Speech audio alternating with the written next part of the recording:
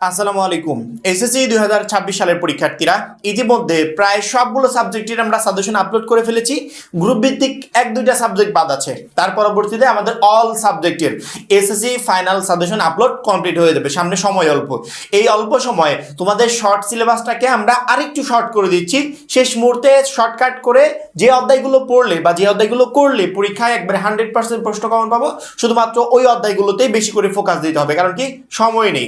এই অল্প সময়ে অগোছালোভাবে পড়লে আমি হয়তো এই শর্ট সিলেবাসটাকেও শেষ মতো কমপ্লিট করতে পারবো না। এই জন্য এমনভাবে স্টাডি করতে হবে যাতে প্রত্যেকটা সাবজেক্টে আমার এই প্লাসটা কনফার্ম থাকবে। অর্থাৎ সেরকম প্রিপারেশন নিয়েই আমাকে পরীক্ষার হলে যেতে হবে।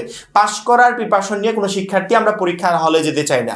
আজকে আমরা উচ্চতর গণিতের ফাইনাল সাজেশনটা দিয়ে দিব এবং তার আগে প্রত্যেকটা শিক্ষার্থীকে বলি, যারা এখনো আমাদের 310 টাকার এসএসসি 26 টার্গেটে প্লাস কোর্সে যুক্ত হও নাই, সামনে কিন্তু সময় খুবই অল্প, খুবই দ্রুত যুক্ত হও। তুমি পরীক্ষার এক সপ্তাহ আগে যুক্ত হবে, যুক্ত হয়ে তখন তেমন কিছু কমপ্লিট করতে পারবে না। এখন যুক্ত হলে পরীক্ষার অনেক আগেই তোমার সিলেবাসটা একদম টোটালি কমপ্লিট হয়ে যাবে। কারণ কি, আমরা আমাদের কোর্সে প্রত্যেকটা সাবজেক্টের সাজেশনের পিডিএফ কপি দিচ্ছি, অর্থাৎ পিডিএফ আকারে সাজেশনগুলো দিয়ে দিচ্ছি। বিগত 5 বছরের বোর্ডের এমসিকিউ উত্তর সহ এখানে দিচ্ছি। প্রত্যেকটা সাবজেক্টের প্রত্যেকটা চ্যাপ্টার অ্যানালাইসিস করা জ্ঞানমূলক উদাহরণমূলক প্রশ্নের উত্তর দিচ্ছি। সেই সাথে সংক্ষিপ্ত প্রশ্নের একবারে পিডিএফ রেডি করে দিচ্ছি চ্যাপ্টার ওয়াইজ। যে সংক্ষিপ্ত প্রশ্নগুলো 26-এর জন্য সবচেয়ে গুরুত্বপূর্ণ, গ্রামার অংশ শর্টকাট টেকনিক, লিখিত অংশ শর্টকাট টেকনিক, পড়াশোনার রুটিন, এ প্লাস গাইডলাইন, অর্থাৎ কি কি প্রয়োজন তোমার সবকিছু আমাদের ওই একটা কোর্সে থাকছে। এই টোটাল সবকিছু মিলে যে প্যাকেজটা আমরা রেডি করেছি তার মূল্য মাত্র 310 টাকা। অর্থাৎ 310 টাকায় তুমি টোটাল এভরিথিং গুলো পেয়ে যাচ্ছ, যেগুলো তোমাকে বাইরে কিনতে কয়েক হাজার টাকা পর্যন্ত খরচ করতে হতে পারে। এই জন্য আমার মনে হয় যারা কোর্সে এখনো যুক্ত হও নাই, স্ক্রিনে যে নাম্বারটা দেখতে পাচ্ছ এই নাম্বারে 310 টাকা কোর্স ফি পাঠিয়ে এই নাম্বারে হোয়াটসঅ্যাপ আমাকে জানাবে ভাই কোর্স ফি পাঠিয়েছি, সাথে সাথে তোমাকে গ্রুপে যুক্ত করে নিব। তখন থেকে তোমার এই প্লাস প্রস্তুতি শুরু হয়ে যাবে। উচ্চতর গণিতে মানে ভালো নাম্বার তোলা একদম সহজ। এবং তার আগে গুরুত্বপূর্ণ আরেকটা কথা বলে রাখি, যাদের উচ্চতর গণিত মেন সাবজেক্ট তারা তো ভালো রেজাল্ট করবে, যাদের 4 সাবজেক্ট তারা আরো ভালো রেজাল্ট করবে। কারণ কি, 4 সাবজেক্টে যদি একটা এ প্লাস উঠাতে পারি আমার টোটাল রেজাল্টটাই পরিবর্তন হয়ে যাবে। 4 সাবজেক্টে আমার এ প্লাস থাকলে টোটাল রেজাল্টটা পরিবর্তন হয়ে যাবে। এই 4 সাবজেক্ট আমাদের রেজাল্টে একটা ম্যাজিকের মতো কাজ করে। কেন ম্যাজিকের মতো কাজ করে এই রিলেটেড আমাদের একটা ভিডিও আছে এবং আমি আরো একটা ভিডিও আপলোড করব শেষ মুহূর্তে, যে শিক্ষার্থীরা যেন এই বিষয়টা জানতে পারে যে 4 সাবজেক্ট আমাদের এতটা গুরুত্বপূর্ণ কেন। আমি যদি উচ্চতর গণিতে হিসাব করি, এখানে আমাদের টোটাল 75 মার্কের সাজেশন থাকবে আর 25 হচ্ছে আমাদের প্র্যাকটিক্যালের। এই প্র্যাকটিক্যালের 25 নিয়ে কোনো টেনশনই করতে হবে না, শিক্ষক তোমাকে 25-এর ভিতর 25ই দিবে। আলাদা করে যদিও একটা ভিডিও আপলোড করব, তারপরেও এই ভিডিওতে আমি একটু আলোচনা করে দিব। মেইন সমস্যা হচ্ছে এই 75 মার্ক নিয়ে, যে এই 75 মার্ক কিভাবে কমন পাওয়া যায়। আগে আমরা কথা বলবো সৃজনশীলের এই 40 মার্ক নিয়ে। প্রশ্ন আসবে কয়টা? 60টা। লিখতে হবে কয়টা? 4টা। মাত্র 4টা লিখতে হবে। আসবে 60টা, লিখতে হবে 4টা। তাহলে যখন 4টা প্রশ্ন আমাকে লিখতে হবে, তখন আমার কি এই টোটাল সবগুলো অধ্যায় সৃজনশীলের জন্য আপাতত করার কোনো প্রয়োজন আছে? একদমই প্রয়োজন নেই। অর্থাৎ লিখতে হবে আমাকে 4টা, সেক্ষেত্রে আমি এতগুলো চ্যাপ্টার পড়ে সামনের এই গুরুত্বপূর্ণ সময়টা নষ্ট করবো কেন? এখান থেকে যদি একটু সময় বাঁচে, এই সময়টা আমার অন্য একটা সাবজেক্টের পিছনে আমি দিতে পারি, যেই সাবজেক্ট আমার এখনো কমপ্লিট হয় না বা কঠিন মনে হচ্ছে, ঠিক না? সেক্ষেত্রে আমরা যদি ইম্পর্টেন্ট চ্যাপ্টারগুলো পড়ে যাই, তাহলে অল্প সময় উচ্চতর গণিতে একটা এ প্লাস প্রিপারেশন নিতে পারবো। আমার সহজ কথা, প্রত্যেকটা পার্ট থেকে একটা একটা করে বাধ্যতামূলক অ্যান্সার করতেই হবে। সহজ কথা হচ্ছে, তুমি বীজগণিত রাশি পড়ো, তুমি স্থানাঙ্ক জ্যামিতি পড়ো, তুমি সম্ভাবনা পড়ো, 3টা অধ্যায় পড়বে, 3টা প্রশ্ন তোমার কমন। 3টা অধ্যায় থেকে 3টা প্রশ্ন তোমার কমন আসবে। লাগবে কয়টা? 4টা। মানে পরবর্তীতে আমি অপশনাল বলে দিচ্ছি, একজন বীজগণিত রাশি পড়বে না, একজন সম্ভাবনা পড়বে না, সেক্ষেত্রে কি করবে? অপশনাল বলে দিচ্ছি। সহজ কথা, 3টা অধ্যায় করলে 3টা প্রশ্ন কমন আসবে। এখন বলতে পারো 4টা আসবে, আরেকটা অধ্যায় দেন, সেক্ষেত্রে তুমি 12 পড়ো, এখান থেকে 2 পড়বে। যেহেতু বীজগণিত থেকে একটা করতে হবে, সেক্ষেত্রে বীজগাণিতিক রাশি পড়ো, 2 পড়বে। জ্যামিতি ও ভেক্টর থেকে যেহেতু একটা করতে হবে, সেক্ষেত্রে তুমি স্থানাঙ্ক জ্যামিতি পড়ো, 11 পড়লে।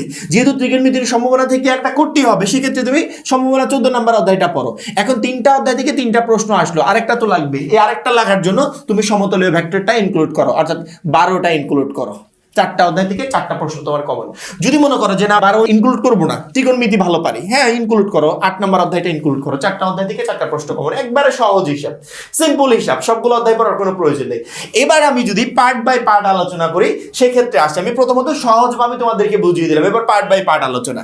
বীজগণিত থেকে 3টা প্রশ্ন আসবে, কোনো শিক্ষার্থী যদি মনে করে আমার তো বীজগণিত থেকে 3টা প্রশ্ন আসবে, আমি এই 3টার ভিতর থেকে 2টার অ্যান্সার করতে চাই, আর বাদ বাকি পার্টগুলো থেকে একটা একটা করবো, এখান থেকে 2টা, এখান থেকে একটা, এখান থেকে একটা, এই 4টার অ্যান্সার করতে চাই, সেক্ষেত্রে সহজ কথা হচ্ছে বীজগণিত রাশির বাইরেও কোনো শিক্ষার্থী যদি 7, 9, 10 এই 3টা অধ্যায় পড়ে যায়, 2টা প্রশ্ন তার একবারই ইজিলি কমন থাকবে, সে 2টার ভিতর ইচ্ছা করলে 2টারই অ্যান্সার করতে পারবে, অথবা সে একটার অ্যান্সার করবে, তার ইচ্ছা এটা। যদি মনে করে 2টারই অ্যান্সার করবো, সে করতে পারে, কোনো প্রবলেম নাই। কেউ যদি মনে করে আমি 2 নাম্বার চ্যাপ্টার, তারপরে 7 নাম্বার অসীম ধারা, তারপরে 10 নাম্বার দ্বিপদী বিস্তৃতি, এই 3টা চ্যাপ্টার পড়ে যাব, তারপরে তার 2 সেট প্রশ্ন কমন থাকবে, একবার ইজিলি 2 সেট প্রশ্ন কমন থাকবে, সে ইচ্ছা করলে এই 2টারই অ্যান্সার করতে পারে, অথবা 3টারই অ্যান্সার করতে পারে। আর যদি 4টা চ্যাপ্টারই পড়ো বা কমপ্লিট হয়ে থাকে, সেক্ষেত্রে তো তুমি 3 সেট প্রশ্ন একদম ইজিলি কমন পেয়ে যাবে, ওর ভিতর যেই 2টা ভালো লাগে সেই 2টার অ্যান্সার তুমি করতে পারবে। অর্থাৎ আমি প্যাটার্নটা তোমাদের সবভাবে রেডি করে দিচ্ছি, তোমার যেইটা ভালো লাগে তুমি সেভাবে অ্যান্সার করবে। তুমি 7, 9, 10 পড়ো, 2টা প্রশ্ন কমন পাবে, অথবা শুধুমাত্র তুমি 2 পড়ো, 2 পড়লে এখান থেকে একটা প্রশ্নের অ্যান্সার করবে, অন্যান্য যে কোনো একটা পার্ট থেকে 2টার অ্যান্সার করলেই হবে, ঠিক আছে? যদি মনে করো আমি 2, 7, 10 পড়বো, পড়ো, কোনো প্রবলেম নাই, 2টা প্রশ্নের অ্যান্সার তুমি করতে পারবে, 2টা কমন আসবে, 2টারই অ্যান্সার করতে পারবে। অর্থাৎ তোমার যেইভাবে ভালো লাগে, এই বীজগণিতটা তোমার যেইভাবে ভালো লাগে তুমি সেভাবে স্টাডি করতে পারো, কোনো প্রবলেম নাই। এবার আসি জ্যামিতি ও ভেক্টরে, এখান থেকে 2টা প্রশ্ন আসবে। কেউ যদি মনে করো যে আমি বীজগণিত থেকে একটার অ্যান্সার করবো, জ্যামিতি ভেক্টর থেকে 2টার অ্যান্সার করবো, একদম ইজি সিম্পল হিসাব, 11 এবং 12 এই 2টা চ্যাপ্টার পড়তে হবে, কারণ কি 2টা চ্যাপ্টার পড়লে তুমি 2 সেট প্রশ্ন কমন পাবে। 11 নম্বর অধ্যায় থেকে এখান থেকে একটা মাস্ট বি তোমার প্রশ্ন আসবেই, এবং 12 নম্বর অধ্যায়টা অনেক সময় দেখা যায় যে ইনক্লুড হয়ে অন্য একটা চ্যাপ্টারের সাথে, অর্থাৎ 11 নম্বর চ্যাপ্টারের সাথে মিক্সিং হয়ে কোনো একটা কোশ্চেন আসতেই পারে। কিন্তু 11 নম্বর চ্যাপ্টারটা পড়লে যদি ইচ্ছা থাকে যে আমি এই পার্ট থেকে একটার অ্যান্সার করব, তাহলে জাস্ট 11 নম্বর চ্যাপ্টারটা পড়ো। যদি ইচ্ছা থাকে 2টার অ্যান্সার করব, 11, 12 2টাই পড়ো, অন্যান্য পার্ট থেকে একটা একটা করে অ্যান্সার করলেই হবে। এবার আসি ত্রিকোণমিতিয় সম্ভাবনা, 2টার ভিতর 2টারই যদি অ্যান্সার করতে চাও, তাহলে 8 এবং 14 2টা অধ্যায় পড়তে হবে। কেউ যদি মনে করো আমি একটার অ্যান্সার করব, সেক্ষেত্রে জাস্ট 14 নাম্বার অধ্যায়টা পড়ে যাও, একদম সহজ হিসাব। অর্থাৎ এক্সট্রা প্রেশার আপাতত এই উচ্চতর গণিত নিয়ে আমার মনে হয় না যে না কোনো প্রয়োজন আছে, একদম সিম্পল হিসাব। তুমি বীজগণিতের বীজগাণিতিক রাশি 2 নাম্বার চ্যাপ্টারটা পড়ো, তুমি জ্যামিতি ও ভেক্টরের স্থানাঙ্ক জ্যামিতি 11 নাম্বার চ্যাপ্টারটা পড়ো, তুমি ত্রিকোণমিতির সম্ভাবনার 14 নাম্বার চ্যাপ্টারটা পড়ো। আরেকটা প্রশ্ন কমন পাওয়ার জন্য যদি মনে করো সমতুল্য ভেক্টর পড়বো, পড়তে পারো, কোনো প্রবলেম নাই। যদি মনে করো ত্রিকোণমিতি পড়বো, পড়তে পারো, কোনো প্রবলেম নাই। 4টা চ্যাপ্টার হয়ে গেল, 4টা পড়বে, 4টার ভিতর 4টা প্রশ্ন আসবে, 4টারই তুমি অ্যান্সার করতে পারবে। কেউ যদি মনে করো যে আমি এখান থেকে 2টা প্রশ্নের অ্যান্সার করতে চাই, 7, 9, 10 পড়ো, কোনো প্রবলেম নাই, অথবা 2, 7, 10 পড়ো, কোনো প্রবলেম নাই, অথবা শুধুমাত্র 2 নাম্বার চ্যাপ্টারটা পড়ে যাও। যদি 2টা অ্যান্সার করতে চাও, তাহলে 3টা এই যে প্যাটার্ন রেডি করে দিয়েছি, যে কোনো একটা প্যাটার্ন তোমাকে ফলো করতে হবে। কেউ যদি মনে করো জ্যামিতি ভেক্টর থেকে 2টা অ্যান্সার করব, তাহলে 2টা অধ্যায় করতে হবে। যদি কেউ মনে করো একটার অ্যান্সার করব, শুধুমাত্র স্থানাঙ্ক জ্যামিতি পড়ে যাও। কেউ যদি মনে করো যে ত্রিকোণমিতি সম্ভাবনা থেকে 2টারই অ্যান্সার করব, 8, 14 2টাই পড়তে হবে। যদি মনে করো একটার অ্যান্সার করব, সেক্ষেত্রে তুমি সম্ভাবনা পড়ে যাও, একদম সহজ হিসাব। অর্থাৎ উচ্চতর গণিতের আপাতত এই 40 মার্ক নিয়ে তোমাকে কোনো টেনশন করতে হচ্ছে না, 40-এর 40ই তুমি একদম ইজিলি অ্যান্সার করতে পারবে। এবার আসি সংক্ষিপ্ত প্রশ্ন। সংক্ষিপ্ত প্রশ্ন আসবে 10, 2026 সালের নতুন কিছু, আগে কখনো ছিল না। কেমন প্রশ্ন আসবে, কোন টাইপের প্রশ্ন হতে পারে, কিভাবে অ্যান্সার করতে হবে, কিছুই আমরা জানি না। তারপরেও একটু জানার প্রয়োজন আছে যে আমাদের সংক্ষিপ্ত প্রশ্নের টোটাল 60টা প্রশ্ন আসবে। লিখতে হবে কয়টা? 5টার নাম্বার থাকবে, একটাতে 2 করে, 5 দুগুণা 10। এই 10 নাম্বারের জন্য কি আমাকে এতগুলো চ্যাপ্টার কমপ্লিট করতে হবে? তারপরে কোন জায়গা থেকে আসবে আমি জানি না। এই সংক্ষিপ্ত প্রশ্ন যাতে তুমি সহজে অ্যান্সার করতে পারো, তার জন্য এই মুহূর্তে স্ক্রিনে যে পিডিএফটা দেখতে পাচ্ছ, এই যে স্ক্রল করে দেখাচ্ছি, এটা হচ্ছে সংক্ষিপ্ত প্রশ্নের পিডিএফ। অর্থাৎ 2 নাম্বার অধ্যায় বীজগণিতের রাশি থেকে সবচেয়ে ইম্পর্টেন্ট যে সংক্ষিপ্ত প্রশ্নগুলো হতে পারে, বা 2 নাম্বার অধ্যায় থেকে যে কোশ্চেনগুলো পরীক্ষায় আসতে পারে, সেগুলো আমরা পিডিএফ রেডি করেছি। অর্থাৎ সংক্ষিপ্ত প্রশ্নের চ্যাপ্টার ওয়াইজ আমরা পিডিএফ রেডি করেছি। শুধুমাত্র বীজগণিত না, তোমাদের প্রত্যেকটা সাবজেক্টের যেখানে সংক্ষিপ্ত প্রশ্ন আছে, প্রত্যেকটা সাবজেক্ট, প্রত্যেকটা চ্যাপ্টার অ্যানালাইসিস করা সংক্ষিপ্ত প্রশ্নের আমরা পিডিএফ রেডি করেছি। যে পিডিএফ গুলো থেকে 26 সালের পরীক্ষায় ইনশাআল্লাহ সংক্ষিপ্ত প্রশ্ন তুমি সবকিছু কমন পাবে। সংক্ষিপ্ত প্রশ্নের জন্য এক্সট্রা প্রেশারও নিতে হবে না, কিছু করতে হবে না। আমরা যে পিডিএফটা দিয়েছি, জাস্ট এই পিডিএফ এর কোশ্চেনগুলো তোমাকে কমপ্লিট করতে হবে। ইনশাআল্লাহ সংক্ষিপ্ত প্রশ্ন তুমি এগুলাই পরীক্ষার হলে কমন পেয়ে যাবে, আর কোনো ধরনের ঝামেলায় তোমাকে পড়তে হবে না। অর্থাৎ সংক্ষিপ্ত প্রশ্ন নিয়েও টেনশন থাকলো না। টেনশন কি নিয়ে? বহু নির্বাচনী নিয়ে। বহু নির্বাচনীর জন্য প্রথমত টেক্সট বুক, অর্থাৎ তুমি তোমার বইটা যদি সুন্দর করে কমপ্লিট না করতে পারো, স্টাডি না করতে পারো, তুমি একটা এমসিকিউ অ্যান্সারও পরীক্ষার হলে করতে পারবে না। তার আগে আরেকটা কথা বলে রাখি, বোর্ড পরীক্ষার হলে ক্যালকুলেটর ব্যবহারের কিছু নিয়ম আছে, এই নিয়মগুলো জানতে হবে। ক্যালকুলেটর দিয়ে এমন অনেক এমসিকিউ এমসিকিউ আছে যেগুলো তুমি ইজিলি সলভ করতে পারবে, যেখানে আমার মনে হয় না যে তোমার একটা এমসিকিউতে 1 মিনিটও সময় লাগবে, অর্থাৎ 30 সেকেন্ডে হয়ে যাবে। এরকম অনেক এমসিকিউ আছে। পরীক্ষার হলে গিয়ে আগে চেক করবে কোন এমসিকিউ গুলো ক্যালকুলেটর দিয়ে একদম ইজিলি করা যায়, সেগুলো আগে ক্যালকুলেটর দিয়ে সলভ করবে। কারণ কি ওইখানে সময় বেঁচে গেলে পরবর্তী ওই সময়টা যেগুলো পারো না সেগুলোর পিছনে তুমি ওয়েস্ট করতে পারবে।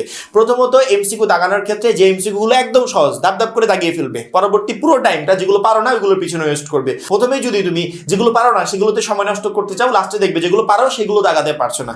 এমসিকিউটা হাতে পাওয়ার পরই এই উপায়ে সুন্দর করে সলভ করার চেষ্টা করবে। 25টার ভিতর 25টা এমসিকিউ পাওয়ার জন্য তোমাকে প্রথমে টেক্সট বুকের উপর নজর দিতে হবে, অর্থাৎ টেক্সট বুকের চ্যাপ্টারগুলো সুন্দর করে কমপ্লিট করতে হবে। তুমি তো সিকিউর জন্য এমনি কমপ্লিট করবে, তখন তোমার এমসিকিউর প্রিপারেশন হয়ে যাবে। টেক্সট বুকের চ্যাপ্টারগুলো সুন্দর করে কমপ্লিট করে তারপরে আরেকটা গুরুত্বপূর্ণ কাজ হচ্ছে বিগত 5 বছরের বোর্ডের এমসিকিউ গুলো সলভ করতে হবে। অর্থাৎ টেক্সট বুকের চ্যাপ্টার তো কমপ্লিট করবেই, করার পরবর্তীতে তোমার মেইন কাজ বিগত 5 বছরের বোর্ডের এমসিকিউ সলভ করতে হবে। যখনই তুমি মোটামুটি বই সম্পর্কিত একটা ভালো ধারণা চলে আসছে, বইয়ের ম্যাথগুলো সলভ করতে পারছো, তখন তুমি তোমার এই প্রিপারেশনটাকে যাচাই করবে বিগত 5 বছরের বোর্ডের এমসিকিউর উপর অ্যাপ্লাই করে। বিগত 5 বছরের বোর্ডের এমসিকিউর জন্য তোমাকে টেস্ট পেপার কিনতে হবে না। আমাদের যে পিডিএফ কোর্সে তোমাকে যুক্ত করতে চাচ্ছি ওইখানে বিগত 5 বছরের বোর্ডের এমসিকিউ সুন্দর করে পিডিএফ আকারে দেওয়া আছে, ওইখান থেকে এমসিকিউ গুলো সংগ্রহ করবে। অর্থাৎ তোমার টেক্সট বুক থেকে তোমার মেইন প্রিপারেশনটা নিবে। কারণ কি তোমরা জানো এসএসসি পর্যায়ে মূল বইয়ের বাইরে থেকে কোনো কোশ্চেন হয় না, মূল বই থেকে সকল প্রশ্ন আসে। সেক্ষেত্রে মূল বইটাকে সুন্দর করে কমপ্লিট করতে হবে, প্লাস বিগত 5 বছরের বোর্ডের এমসিকিউ সলভ করতে হবে। শুধুমাত্র এই সাবজেক্টের ক্ষেত্রে বলছি না, প্রত্যেকটা সাবজেক্টের ক্ষেত্রে। এসএসসি পর্যায়ে একমাত্র পর্যায়ে যেখানে আমি মূল বইটা কমপ্লিট করলে সকল এমসিকিউর অ্যান্সার করতে পারবো। অর্থাৎ মূল বই কমপ্লিট করার পর বিগত 5 বছরের বোর্ডের এমসিকিউ আমাদের যে পিডিএফ এ দেওয়া আছে এগুলো সংগ্রহ করবে, এগুলো কমপ্লিট করবে। Text book plus board MCQ এই দুইটা যদি কোনো শিক্ষার্থীর হাতে থাকে সেক্ষেত্রে আমার মনে হয় 25টার ভিতর 25টা এমসিকিউ তার কমন থাকবে। অর্থাৎ এর আদার্স অন্য কোনো উপায়ও নাই যে উপায়ে তুমি এমসিকিউতে বেস্ট প্রিপারেশন নিতে পারো। উপায় একটাই, টেক্সট বুকটা সুন্দর মতো কমপ্লিট করো, প্লাস বিগত 5 বছরের বোর্ডের এমসিকিউ গুলো সলভ করো। এই দুইটা করতে পারলে বোর্ড পরীক্ষার হলে 25টার ভিতর 25টা এমসিকিউ তুমি অ্যান্সার করতে পারবে। এবং বিশেষ করে গণিত এবং উচ্চতর গণিতের ক্ষেত্রে ক্যালকুলেটর হ্যাকস গুলো শিখে যেতে হবে। অর্থাৎ ক্যালকুলেটরটা কিভাবে পরীক্ষার হলে ইউজ করে আমি সহজে 1 মিনিটের জায়গায় 30 সেকেন্ডে অ্যান্সার করতে পারবো, এমন অনেক এমসিকিউ থাকবে যেগুলো তুমি ক্যালকুলেটর দিয়ে সলভ করতে পারবে। এইগুলো তোমাকে পরীক্ষার আগ মুহূর্তে শিখে যেতে হবে। যদি আমরা পারি, যদি সম্ভব হয়, এই রিলেটেড একটা ভিডিও দেওয়ার চেষ্টা করবো, যে ভিডিওটা তোমাকে পরীক্ষার হলে এমসিকিউ সমাধান করতে প্রচন্ড পরিমাণে হেল্প করবে। তাহলে এমসিকিউ যেভাবে বললাম সেভাবে তোমাকে স্টাডি করতে হবে। সংক্ষিপ্ত প্রশ্ন তো অলরেডি আমি দিয়ে দিচ্ছি ভিডিও আকারে যে কি কি প্রশ্নগুলো তোমাকে পড়ে যেতে হবে। আর সৃজনশীলের জন্য তো প্যাটার্ন রেডি করে দিলাম যে শর্ট টাইমে সবগুলো চ্যাপ্টার না পড়ে যে চ্যাপ্টারগুলো দিলাম জাস্ট ওইগুলো পড়ো। ওইগুলো পড়লে ইনশাআল্লাহ তোমার 40-এর ভিতর 40-এর অ্যান্সার তুমি একদম ইজিলি করতে পারবে। আর প্র্যাকটিক্যালের 25 হচ্ছে খাতা লেখার উপর ডিপেন্ড করবে, তোমার লেখার উপর 20 মার্ক, আর 5 হচ্ছে মৌখিক। যদি পরীক্ষার হলে মৌখিক নিয়ে থাকে সেক্ষেত্রে যদি 5টার অ্যান্সার করতে পারো তাহলে 5 পাবে। আমার যতদূর মনে হয় তোমাদের মৌখিক নিবে না, যদি নেয় সেক্ষেত্রে আলাদা হিসাব, তখন আমি বলে দিব যে এই মৌখিকের 5-এর ভিতর 5 অ্যান্সার তুমি কিভাবে করবে। আর যদি না নেয় তাহলে টোটালি 25-এর ভিতর 25 পাবে। তবে তোমার স্কুল টিচারের সাথে একটু কমিউনিকেশন, একটু বন্ডিংটা ভালো রাখবে, যাতে উনি সাজেস্ট করে তোমাকে 25-এর ভিতর 25 দিতে। কারণ কি আমরা রিসেন্টলি যে বোর্ড পরীক্ষাটা পার হয়েছে এসএসসি 25 বোর্ড পরীক্ষা, এখানে দেখেছি অনেক শিক্ষার্থীকে এই প্র্যাকটিক্যাল নাম্বারের জন্য ফেল পর্যন্ত করিয়ে দিয়েছে, হয়তো বিনা কারণে। কি জন্য করিয়েছে এটা তারা একমাত্র জানে। পরবর্তীতে এগুলো নিয়ে আবার রিপোর্ট হয়েছে, নিউজ হয়েছে, তারপরে ওই শিক্ষার্থীদের আবার পাশ আসছে। এত ঝামেলার কোনো দরকার আছে? শিক্ষকের সাথে বন্ডিংটা ভালো রাখবে, যেই সাবজেক্টে যেই প্র্যাকটিক্যাল আছে ওই শিক্ষকের সাথে ভালো কমিউনিকেশন থাকলে উনি 25-এর ভিতর 25 কনফার্ম করার ব্যবস্থা করে দিবে। এই বিষয়গুলো নিয়ে টেনশন করতে হবে না। তাহলে উচ্চতর গণিত নিয়ে তোমার প্রবলেমটা কোন জায়গা? যদি তারপরে কোনো প্রবলেম থাকে আমাদেরকে কমেন্টে জানাবে যে ভাই এই জায়গা প্রবলেম। ইনশাআল্লাহ পরবর্তী ভিডিওতে আমি এই কনফিউশনগুলো দূর করার চেষ্টা করব। আশা করি প্রত্যেকটা শিক্ষার্থী বুঝতে পেরেছো।